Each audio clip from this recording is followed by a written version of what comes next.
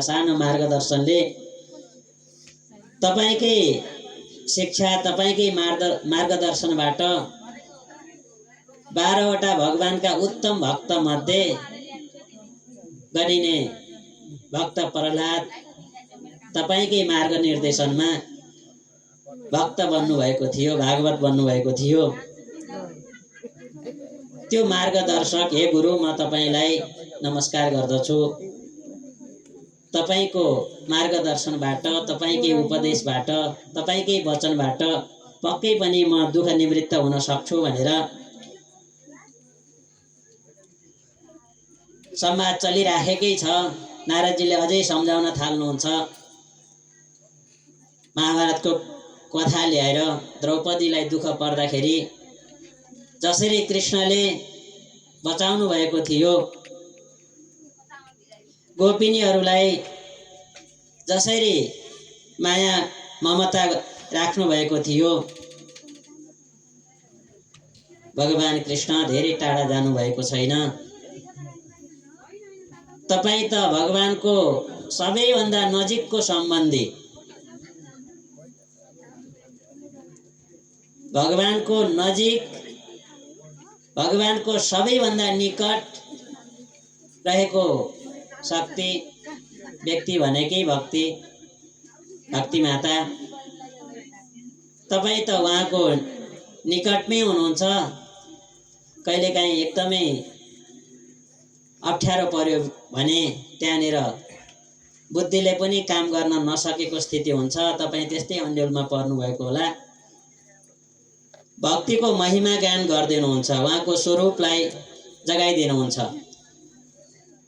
कहिलेकाहीँ ठुलो अप्ठ्यारो स्थिति एक्कासी सिर्जना भयो भने जानेको उपाय पनि, जानेको ज्ञान पनि लुप्त भइहाल्छ। त्यसै गरी भक्तिको परिचय नारदजीले तपाई यस्तो हुनुहुन्छ भनेर परिचय गराउनुहुन्छ। परिचय गराइसकेपछि तल परिचय गराउँदै हुनुहुन्छ। अलम व्रतैरलम तीर्थैरलम योगैरलम मखै अलम ज्ञान कथा लापै भक्ति रेकै व मुक्तिदा। सत्कर्मको अन्तिम लक्ष्य भनेको, सबैभन्दा मुख्य लक्ष्य भनेकै मुक्ति प्राप्त गर्ने हुन्छ।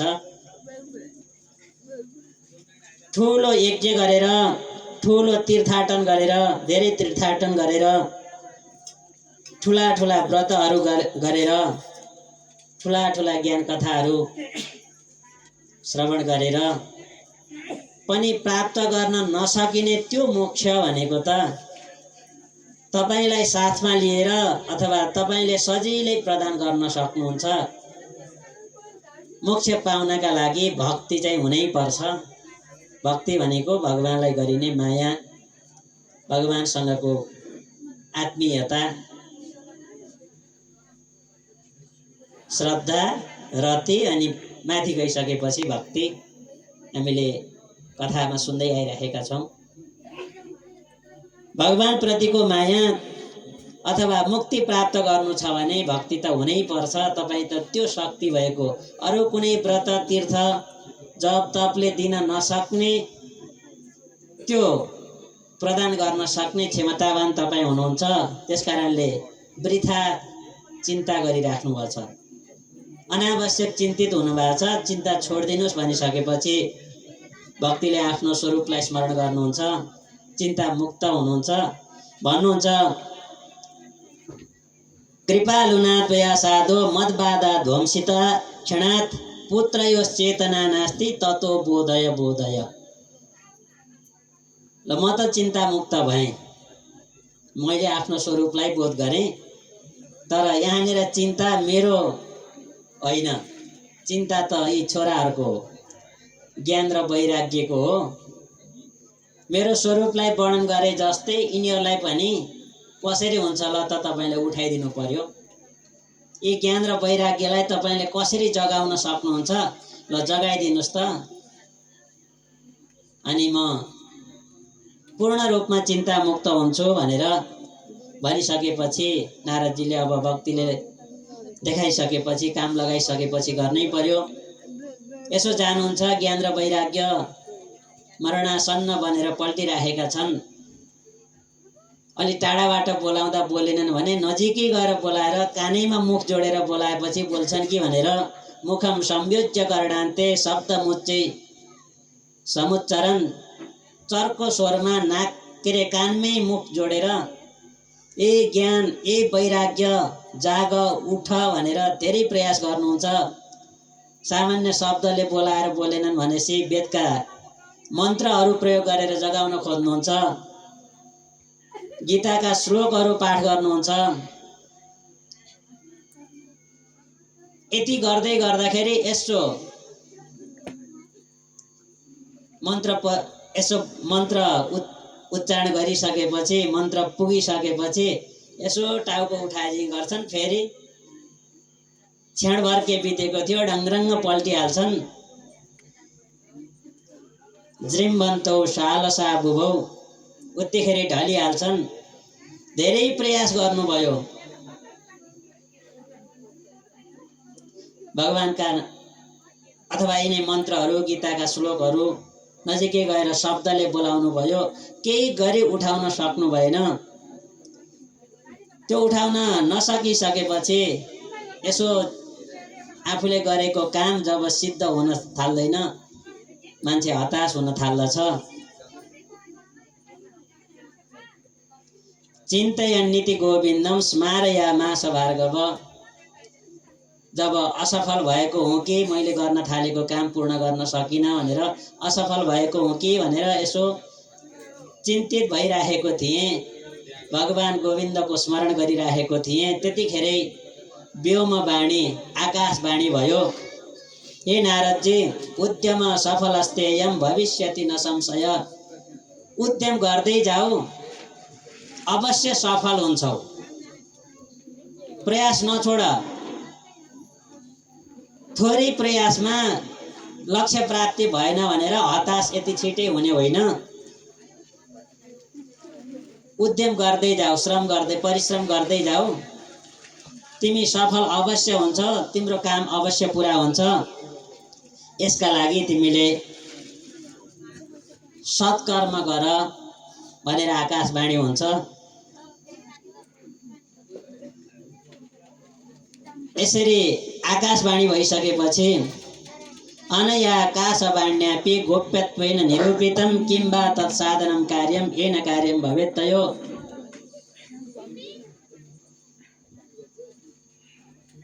सत्कर्म गर, त्यो सत्कर्म तिमीलाई कुनै सज्जनहरूले बताउँछन् भनेर यसरी भनिसकेपछि त्यो आकाशवाणी पनि अलि गोलमाल प्रकृतिको भयो। सत्कर्म गर भन्यो। के हो सत्कर्म? मैले यतिखेरसम्म जुन गीताका श्लोकहरू उच्चारण गरेको छु, वेदका मन्त्रहरू पढेको छु, यी सत्कर्म थिएनन् र अन्यलमै हुनुभयो। अनि यसै प्रसङ्गमा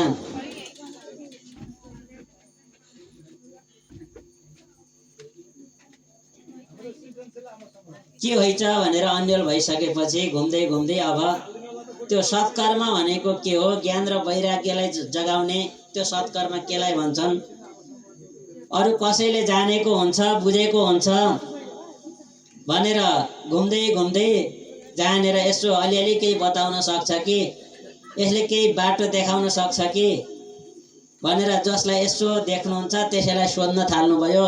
तीर्थम तीर्थम विनिष्क्रम्य पृच्छन् मार्गे मुनीश्वरान् वृत्तान्त श्रूयते सर्वे किञ्चिन् निश्चित्य नोच्यते। जहाँ तीर्थस्थलहरूमा सज्जनहरू पण्डितहरू यस्तै प्रबुद्ध व्यक्तिहरू जहाँ जहाँ बस्छन् त्यो ठाउँमा जाँदै सबै वृत्तान्त सोध्नुहुन्छ। यस्तो यस्तो अवस्था अप्ठ्यारोमा परे, मैले ज्ञान र वैराग्यलाई जगाउन सकिनँ, आफ्नो प्रयासले सकिनँ। आकाशवाणी भयो, आकाशवाणीले पनि सत्कर्म गर भन्यो। त्यो सत्कर्म भनेको के हो यसो भनिदिनुस् त भनेर पहिले नारदजीसँग भेट भइसकेपछि नारदजीलाई परेको चिन्ता सुन्ने बेलामा त एकदमै मक्ख परेर सुन्छन्। अनि यसो विचार गर्छन्, ओहो देवर्षि नारदले त पत्ता लगाउन नसकेको त्यो तत्त्व त्यो कुरा मैले कहाँ पत्ता लगाउन सकुला है। यसो परपरका वरपरका गोलमाल कुराहरू गर्छन् अनि आफ्नो बाटो खुसुक्क यसो बाना बनाएर कोही कसरी निस्कन्छन्, कोही यसो भेट हुन्छ, पहिले त ठिकै थियो अनि उत्तर दिने बेलामा यसो मुख बन्द गर्छन्, म मौन धारण गरिराखेको छु अहिले बोल्दिनँ भनेर। मुकी भूतस्तथान्येतु कियन तत्र पलायिता कोही। अब यो त हाहाकार मचिहाल्यो जतासुकै। नारदजी एउटा प्रश्न बोकेर हिँड्नु भएको छ, ठाउँ ठाउँमा हिँड्नु भएको छ, जसलाई यसो बताउन सक्छ कि भनेर टाँठो बाँठो जो हौँ भनेर यसो टाउको उठाएको व्यक्ति देखे कि सोधिहाल्नुहुन्छ। यो कुरा चाहिँ चारैतिर एक कान दुई कान तीन कान चार कान हुँदै फैलिँदै गइसकेपछि अब थाहा पायो भनेपछि नारदजी यही बाटो आउँछन् भनेर पहिले भागेर बस्न के।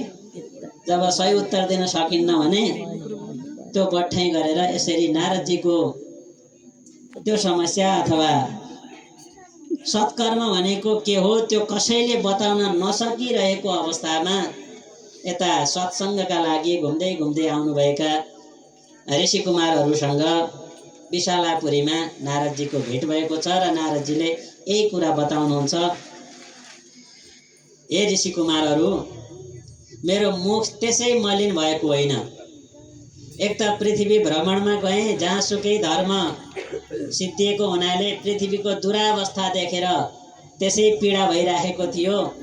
त्यसै मध्ये पनि मुख्य कारण भनेको पृथ्वीमा